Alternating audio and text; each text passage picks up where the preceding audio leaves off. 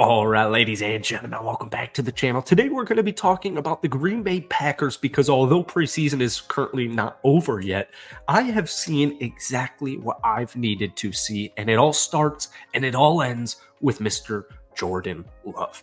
Jordan Love this year in the preseason, 12 of 18 for 130 yards, 2 touchdowns, 0 interceptions.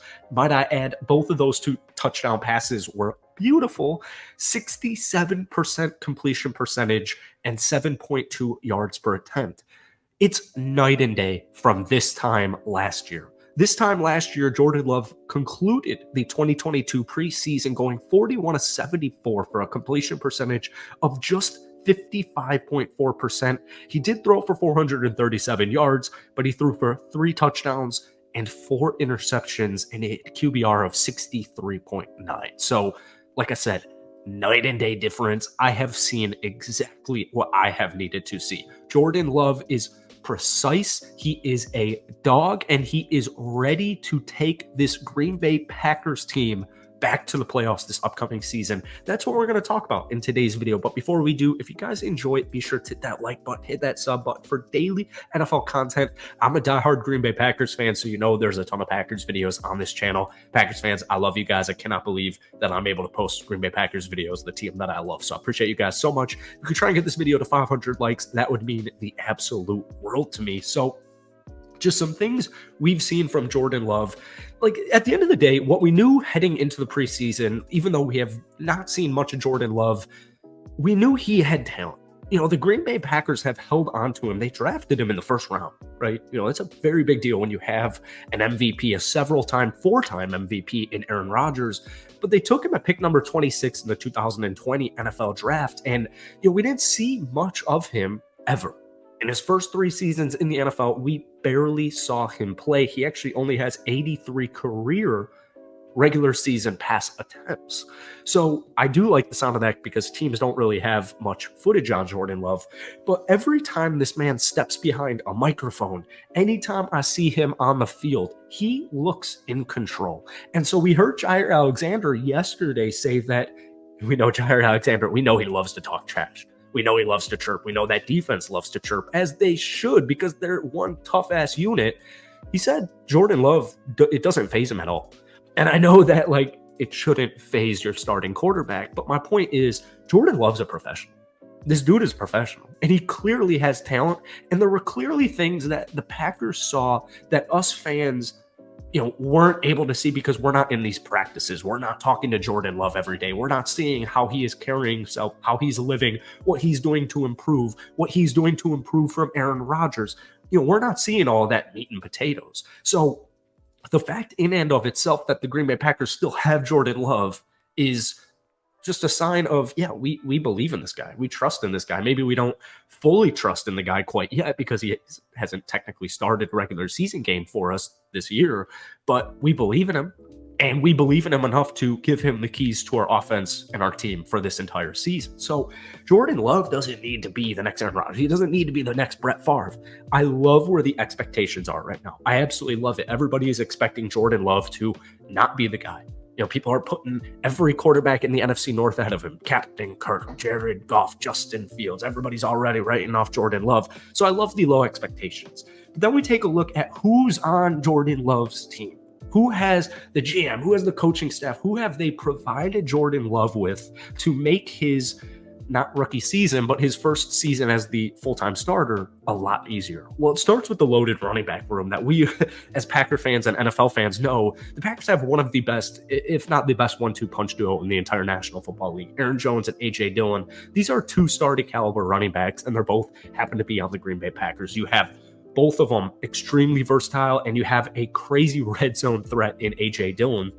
But Aaron Jones, when he's healthy, he's a freaking stud. So running back room is going to make Jordan Love's job so much easier, not only because those guys can run, but they can also block. They can also catch. They're 3-dimensional running backs, which is very rare in the league. The Packers have 2 of them.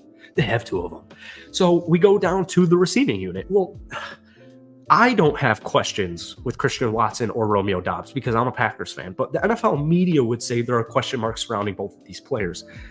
I don't see it. I don't buy it. Packers fans don't buy it either. Christian Watson and Romeo Doubs, when they were healthy last season, were absolute dogs. I mean, Christian Watson had a really good rookie season considering the way things started. He only played 14 games as well. He had 41 catches, 611 yards, and 7 touchdowns. But he's a big-time playmaker. He averaged 15 yards per catch in his rookie season. Romeo Doubs, when he got injured early on in the season, it was a huge loss, even though he was a 4th-round rookie. He ended his rookie season playing only 13 games, 42 catches, 425 yards, and 3 touchdowns. And keep in mind, Aaron Rodgers, it was not a good year for Rodgers. It was not a good year for the Green Bay Packers offense passing game wise. Is very, very inconsistent. We wanted Aaron Rodgers to take a lot more deep shots. It felt like he was playing conservative at times. There is an argument to be made that Aaron Rodgers was the worst player on the Packers offense this past season. So Christian Watson and Romeo Doubs, all things considered, they had great rookie seasons. Jayden Reed, and by the way, we've already seen the immediate connection with Romeo Doubs. We saw the connection with Christian Watson and Jordan Love last year against the Philadelphia Eagles, but we see in both preseason games the connection and the chemistry with Jordan Love and Romeo Doubs. But we've already seen it with new rookie 3rd-round draft pick out of Michigan State, Jayden Reed. He had a phenomenal game against the Seattle Seahawks. That's our next preseason game. He had a phenomenal last game for the Green Bay Packers where, he had caught a beautiful touchdown. This is a rookie out of Michigan State who didn't light up the stat sheet, but when you use the eye test, you see, oh yeah, Jayden Reed's a really good wide receiver. So he's going to have a big impact in a rookie season. Along with, I think, Dontavian Wicks and Malik Heath, we're waiting for the final rosters, but Dontavian Wicks, intriguing rookie. Malik Heath, a very intriguing undrafted rookie out of Ole Miss. A lot of potential there. We've seen it in the first 2 preseason games. He's been a fan favorite and a quarterback favorite as well. But don't forget about Samori Toure. He's definitely going to have an impact on Green Bay because he had an impact on him last season. This was the 2022 7th-round pick out of Nebraska. He's 25 years old.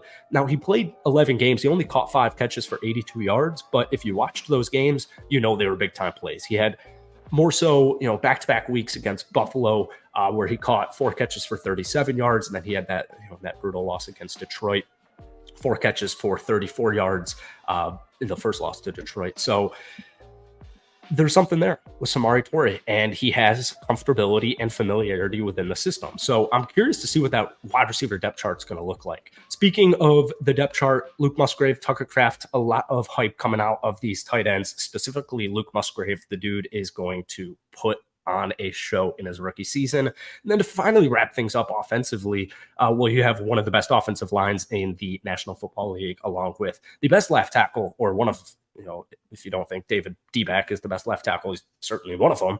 So no concerns on the offensive line, and defensively, they're freaking loaded.